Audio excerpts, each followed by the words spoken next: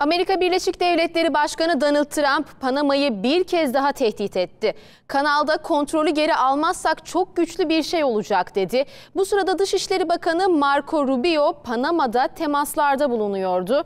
Rubio ultimatom niteliğinde açıklamalar yaptı. Kanaldaki Çin etkisini azaltın yoksa misillemede bulunacağız dedi.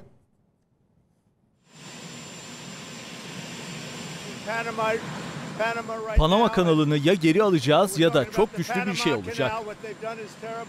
ABD Başkanı Donald Trump, Panama kanalında kontrolü sağlama ısrarını sürdürüyor. Bu kez söylemini daha da sertleştirdi. Kanalın Çin tarafından kontrol edildiği iddiasını yineleyip geri alamazsak çok güçlü bir şey olacak diye tehditte bulundu.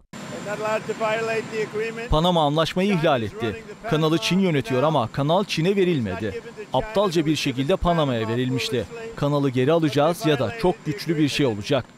Trump bu açıklamayı tam da Dışişleri Bakanı Marco Rubio'nun ilk yurtdışı ziyareti kapsamında Panama'da olduğu sırada yaptı. Rubio henüz ülkeye ayak basmadan başlayan eylemlerse devam etti. Panamalıların öfkesi büyüktü. Protestocular Amerika Birleşik Devletleri ile herhangi bir müzakereye hayır mesajı verdi. Bu hayatta yapabileceğiniz en kötü şey müttefiklerinizi unutmak. İhtiyaç duyduğunuz anda yanınızda savaşan insanları unutmak ve onların aleyhine çalışmak veya onları unutmaktır. Burada yıllardır DAEŞ'e karşı savaşan Kürtlerden bahsediyorum. Batı onları unutmamalı.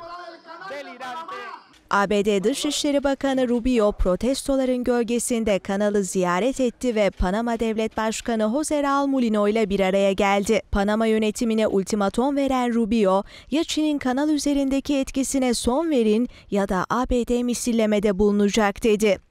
Panama Devlet Başkanı Mulino ise kanalın kontrolünü bırakmayacaklarını yineledi. Ancak diyalog mesajı da verdi. Hükümetin kanalın her iki yakasında Çin tarafından işletilen limanlarda denetim yapacağını ve bulguları Amerika Birleşik Devletleri'ne sunacağını açıkladı. Panama'nın egemenliği tartışmaya kapalıdır. Bu çok önemli. Trump, Çin varlığı hakkında kendi görüşüne sahip ve bu görüş teknik örneklerle uygun zamanda açıklığa kavuşturulacak.